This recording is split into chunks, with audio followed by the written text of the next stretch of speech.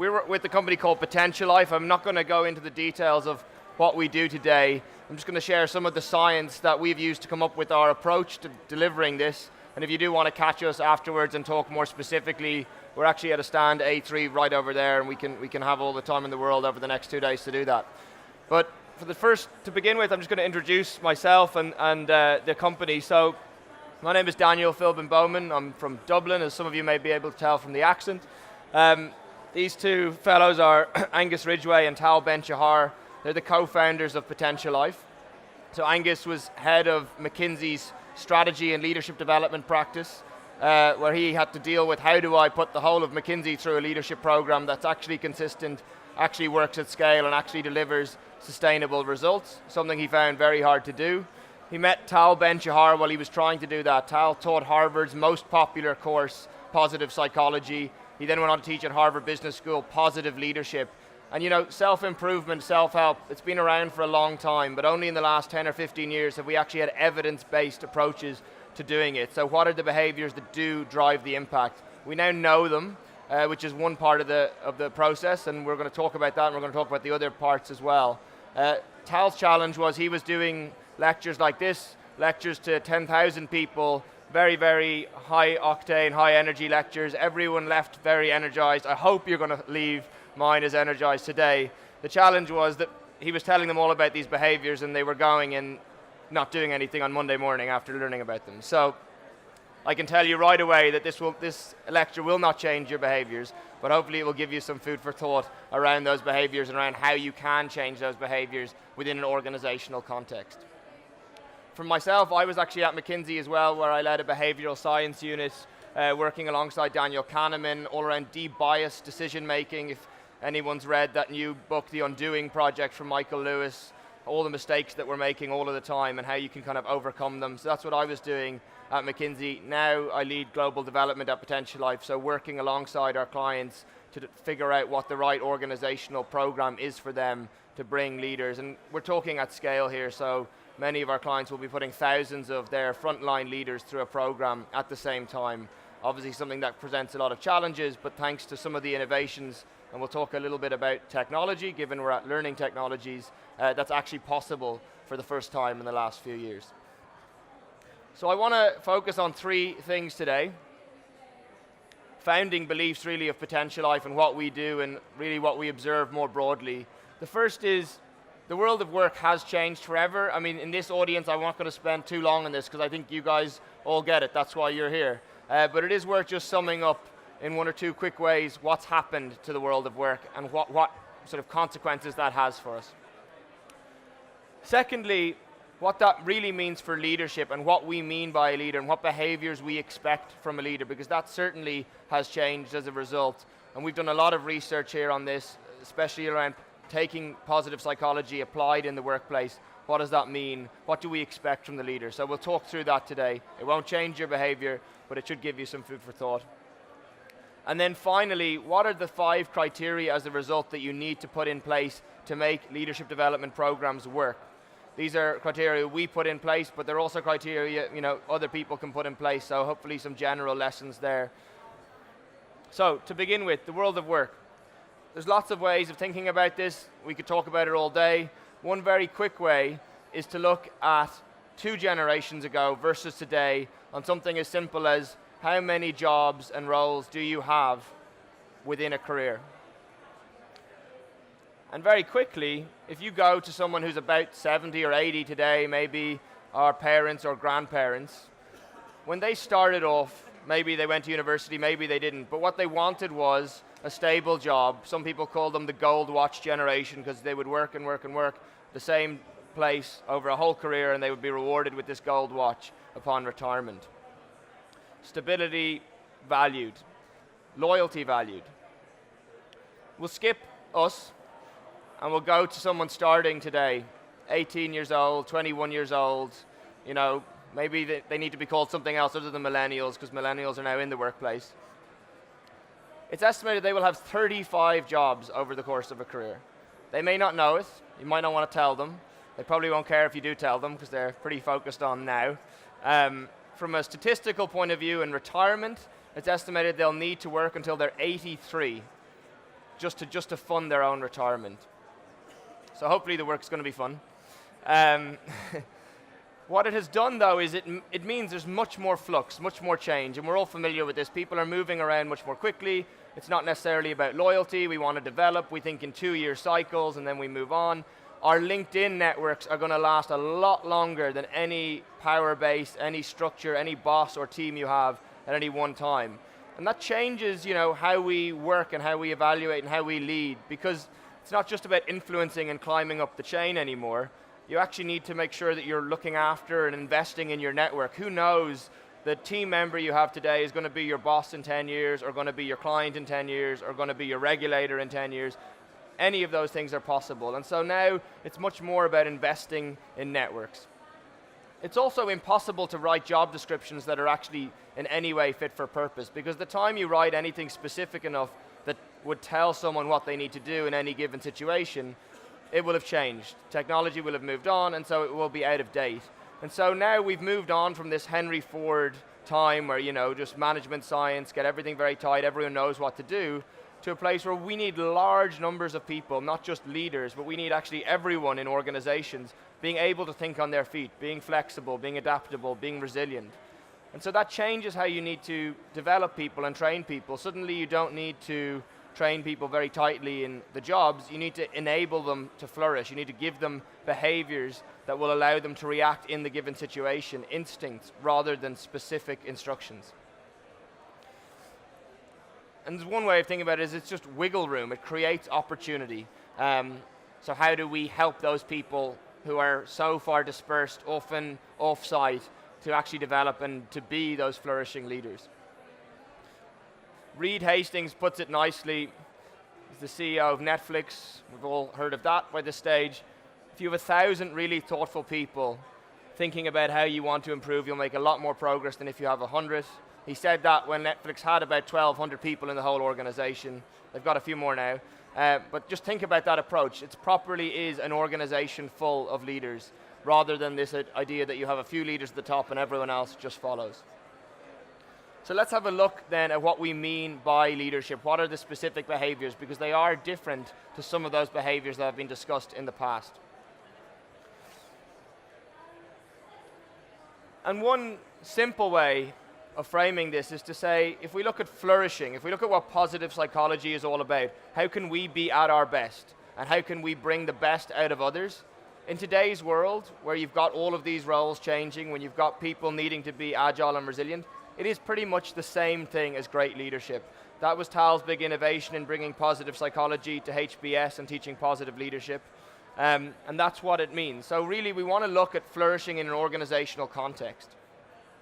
We've done that. We've spent several years doing it. Some of it is Tal's own research, but we've also just gone out, and you'll hear some stuff that you're familiar with, because this is becoming more and more mainstream, which is the good news. I think one of the things that we've done, which is quite useful, is we've taken it all and put it in one place and made it quite actionable. So our program is based on tons and tons of research, but when you're doing our program, you only get what you need to know. People often ask for the bibliography. We give them that when they finish the program. Otherwise, it's a bias for learning and reading rather than action, and our program is about action. So let's have a look at some of these behaviors, and as I said, this is a two-way relationship now.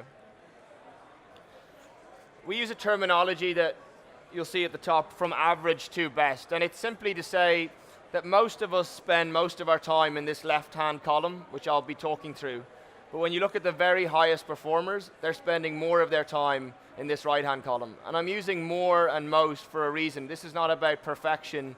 There is no such thing as perfection. But if we talk about progress, if we talk about can we be a little bit more productive, can we be a little bit more creative, can we be a little bit more energetic, no one can say no to that question. So it's very helpful to get people on board, and it's also accurate into how we develop.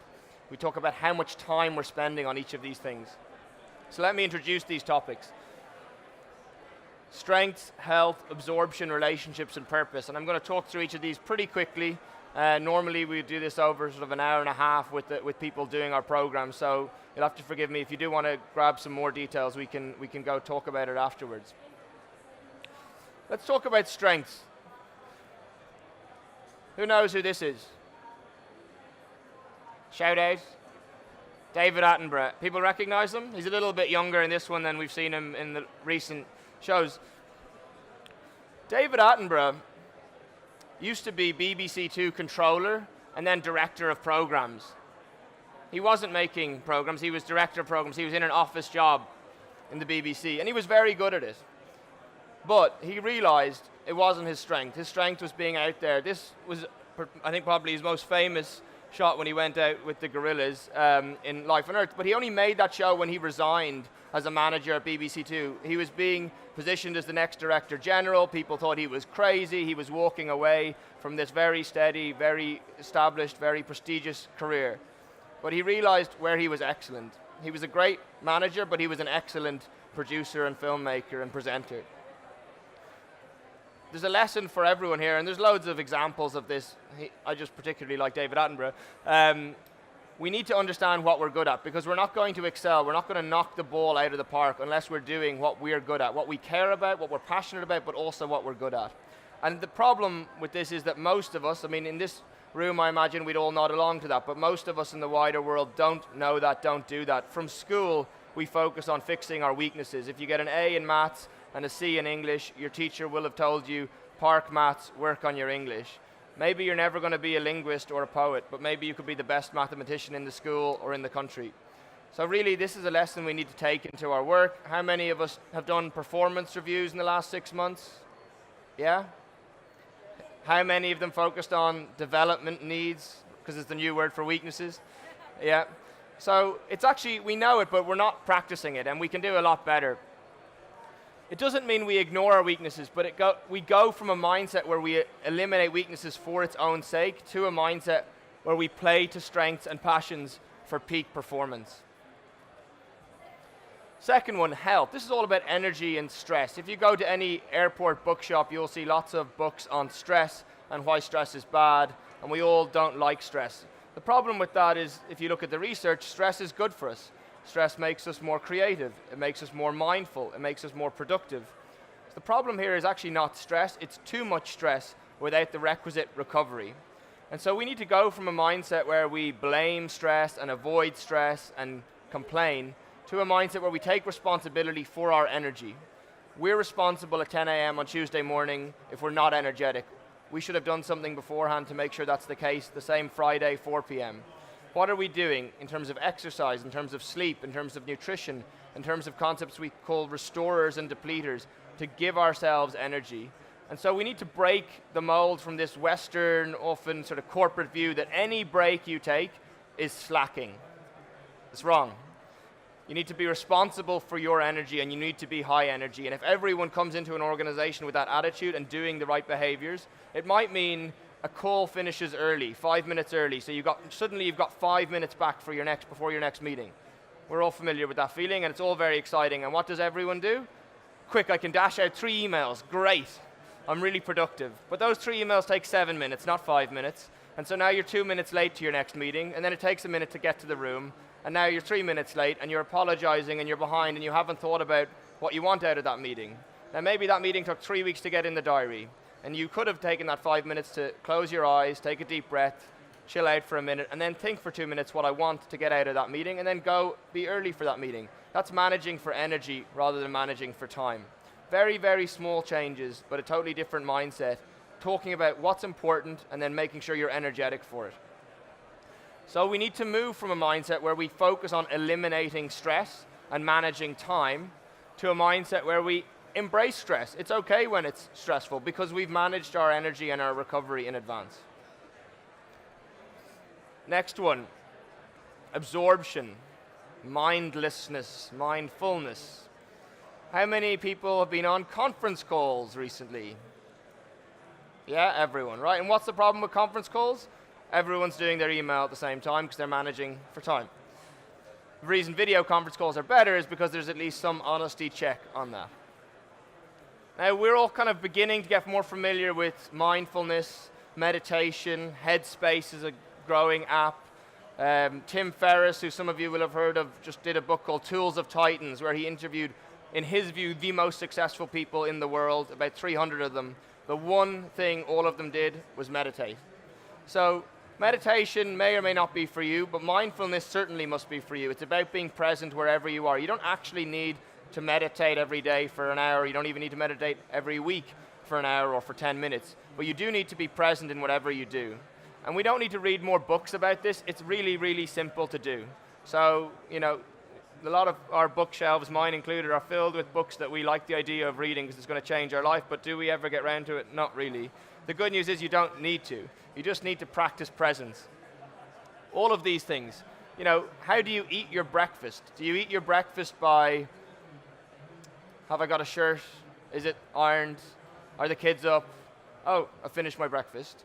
Or do you eat your breakfast for 90 seconds? Imagine that, where you actually appreciate what you're eating. Well, these cornflakes are quite nice, and the little banana bits, nice little addition. It's actually, I'm enjoying this. That sounds weird. It sounds nothing to do with leadership. But you can bring presence to everything you do. We'll talk about listening in a moment as well. How do you listen to others? It's absolutely not that hard. So we go from this mindset where absorption just happens to us and we're lucky. Oh, we didn't get interrupted and we got loads done, to a place where we take back control and we are proactive in how we put these moments into our lives. It means we put our phones on airplane mode when we're working on something important. It means, as much as we love open plan offices for their collaboration and the fun spirit, we move away from them when we need to work on something important or we need to go solve something with the team. We need to manage this mindful space. And we can then have this presence and this feeling every day. It doesn't need to be something that is rare. The other thing, some of you, I think most of you may have gotten from Connor, is one of these, which is a phone cover. You can put this on the back of your phone. It holds your cards, your Oyster card, your credit card. It's quite handy and functional like that. You see mine there. But the other thing is it has a message, screen off, mind on. So the big problem today is people go into meetings and they do this.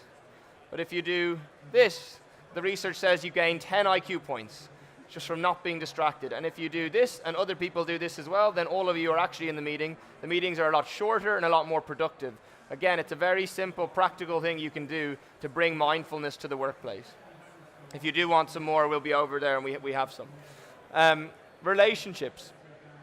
The old world where you did have that power base and you were in the same kind of job and trying to climb up, you led through power and influence. 20 years ago at Harvard Business School, managing influence was the most popular course. It's no longer there as a course. We've moved on. And the research shows that the two most important things when it comes to leadership, who do people want to be led by, are positivity and authenticity. Now think about those. They're actually quite hard to have together.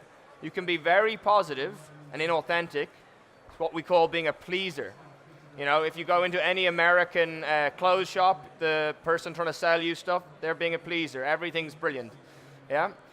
You can be very authentic and negative. If you go into any Irish pub, people will be negative, be skeptical. Right now I'm being a bit unfair on my own country there.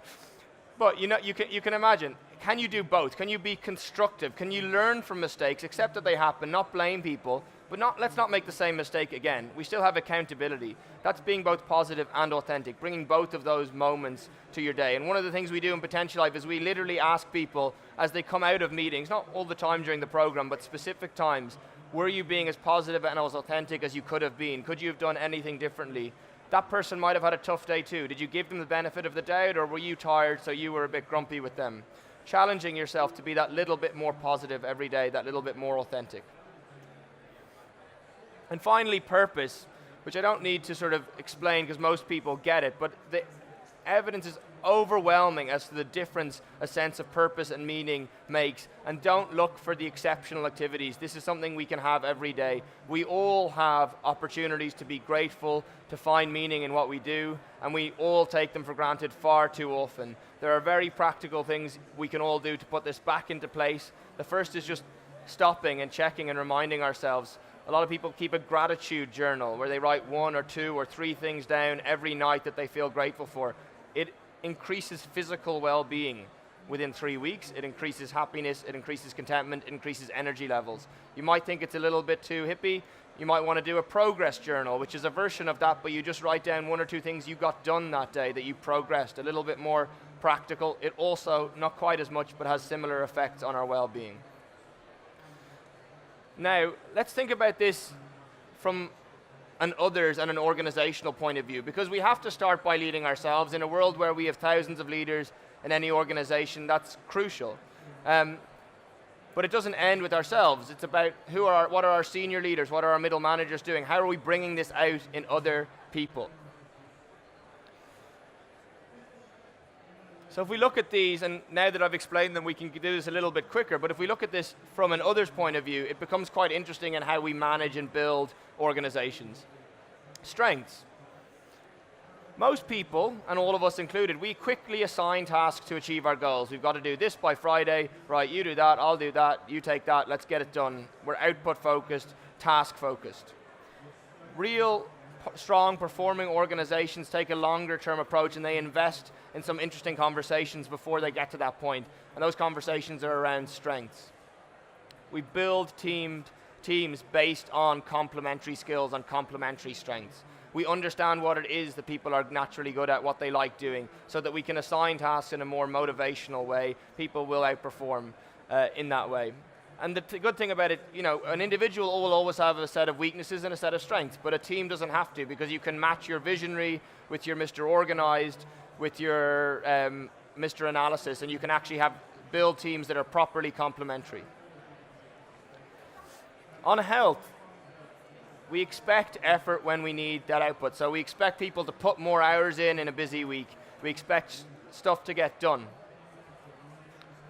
But we can, again, be taking a different approach. We can be managing this up front, and we can be ensuring we're creating positive environments that manage energy and manage resilience. When you want something, you go ask someone for it, right? I mean, that's how we all do things. That's our instinct, because we're selfish, we're in our own worlds. But the really great leaders, the really great managers are proactively going out to their teams, and they're listening. And when they're with other people, they're there. If someone comes to you and says, can I have you for 2 minutes? Most people say, yes, go, yeah. So you're half in, half out. Terrible idea. Either have a culture where you can say, can you give me 5 minutes? And you can continue doing what you're doing properly, which is fine. Some people think it's rude. It doesn't need to be rude. Or if you switch to them fully. Be there, even if it's for 30 seconds. So listen, being properly present with others makes an enormous difference to relationships. On specific relationships, how we organize teams and how we motivate people, I mean, carrots and sticks, we've all heard of that. The really interesting piece of research on this has been done by Google, building off Amy Edmondson in Harvard. Google did a 3-year study. It's just finished in the last few months. They looked at team performance. No agenda. What drives good team performance? Is it big teams? Is it small teams? Is it diverse teams? Is it charismatic leaders? They found none of that. They found one factor above everything else that drove performance, and it's called psychological safety. It's a weird, grand term. If you haven't heard of it, we can send you on some information on it, or you can Google it. It's really worth looking into. When you have psychologically safe teams, people feel able to take appropriate risks, be able to be creative. Juniors feel able to speak up. You feel like someone's got your back rather than they're going to blame you, or there's an area, so office politics around. It is such a crucial factor. Arguably, if you take anything from today, psychological safety, if you can work on it in your organization, it will drive performance. And then finally, purpose. We all have purposes on our office walls. We all have mission statements. So that's good, because we've taken that step. But how much is it really lived day to day? How much does it really make a difference to what people do? When the going gets tough, do people call on their sense of purpose, or really they don't really buy it? Because it makes a huge, huge difference if leaders are inspiring regularly through a sense of common purpose. I'll just let you take an image of that if you want. That's all heavily research-based. We know if you put this into practice, it will work. The problem is, as I said before, none of you are likely going to do it if you're human beings, just from knowing about it. So what do we need to do to bring this into action? We've developed a 9-month program to do that. I'm just going to talk you through some of the lessons and the sort of general practices and principles that derive from that you can kind of take away today. And this really is different to how leadership programs have been done in the past. So here's our gorilla from earlier. It's not with Attenborough anymore. Why do you think some people procrastinate? Fear of failure, yes, absolutely. Any other suggestions? So none of you procrastinate, that's good. It's a very high performance group. They've done research on procrastination. Of course they have, they've done research on everything now. And what they found is some people do, a lot of people do procrastinate, but some people don't. And one of the things the people that don't procrastinate so much have is that they don't expect motivation to precede action. They don't expect to have to feel ready for something before they do it. They kind of just get on with it. And this is something that training hasn't really taken on board. Training sort of assumes that you need to go into a reflective mode, you need to think about stuff, you need to get motivated before you can do any action. Reflection's important, but so is action. And so one of the lessons we've applied is that it's a two-way street. And so action can inspire your reflection just as much as reflection can inspire your action. We have a rule called the 5-minute takeoff. If you don't want to do something, don't say you're going to do it, but just say you're going to do it for 5 minutes. And before you know it, of course, you'll have tricked yourself and you'll be doing it and fine and you'll be into it. Because once you're into these things, you actually realize it's not so bad, it's not as bad as I thought, or we tend to procrastinate, push things off and think of only the bad stuff we don't want to do about it. Actually, just getting on with it can often be a key to success. And so putting that into practice in a program means having regular actions, even if people don't feel they're fully ready to commit to certain things, just trying stuff out. Experimentation is a big part of a successful training program. Or another way, you cannot think your way to leadership. Another principle is people think about big changes, big change, they want to make, do things totally differently. They want to suddenly be on that right-hand side of the page. The good news is that you don't need to make big changes to make that big change. Often, as we've looked at things like this, very, very small changes can actually end up making a big change. And so the focus needs to be on small, micro changes that you can do practically, quickly, and not feel overburdened by, not feel intimidated by. If you can fill your program with those kind of changes, people will get on board with them much more quickly. You don't need this road to Damascus moment of, I'm going to change my whole life today. You just need to say, I can do that tomorrow in the meeting, that sounds doable. Those are the kind of things you need to focus on. Small changes can make a big difference. The next one, and this we've known since 1998, people's brains change. We used to think they were solid and stayed the same from 3 years old. Now we know that they change. And so the way they change is very important, and they change through repetition. It's kind of obvious, it's kind of practical. You don't change just by doing something once, which is why knowing this stuff isn't enough. You change by doing things again and again and again. You create neural pathways in your brain. It's almost like a canal, and the water is making it deeper and deeper and deeper. If you've ever played a musical instrument, can't do it. 6 months later, how could I ever not do it? It's just like so easy. It's muscle memory. And the same applies to neural pathways. So that means you need to give time to programs. Small changes done over a long period of time. That's the key to a successful leadership development program, or indeed any behavioral change program. And then finally, we're at learning technologies. Technology has changed the game. I mean, we all know it, sort of, but it's worth pointing out. E-learning, we thought, had changed the game. It didn't, because no one does e-learning. But technology now, smart technology, allows personalization at scale. E-learning, you could reach everyone, but no one did it. Personalization, you can make it relevant to people. I mean, we are all familiar with the fitness version of this, but you can do this in the leadership space too. That's one of the things we've created. We've created an app that allows you to have full diagnostic data on your leadership profile at scale, and it changes the game in terms of how relevant and how much people engage with these kinds of things. So it is worth pointing out, especially where we are. So just to summarize, the first point, flourishing is the new leadership. Be your best self and help others become their best selves. If you do that, and if everyone does that in your organization will outperform. We have all the evidence to show that now.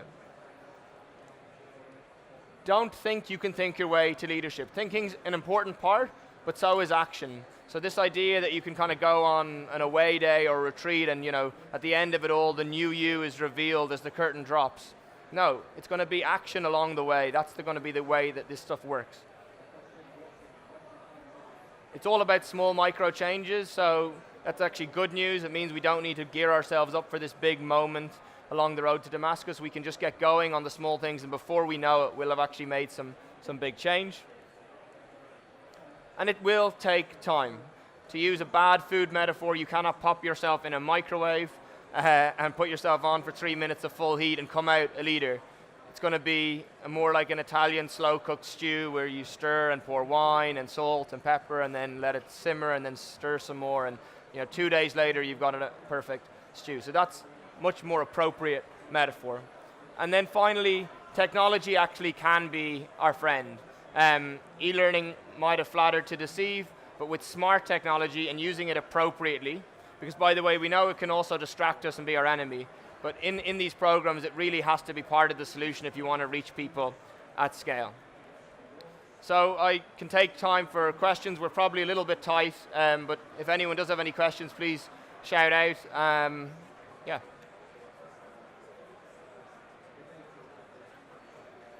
Okay, well, all good. We're over there, and if you want one of these phone covers and you didn't get one, it's just stand A3. It's literally behind this giant Calidus thing. Thank you very much.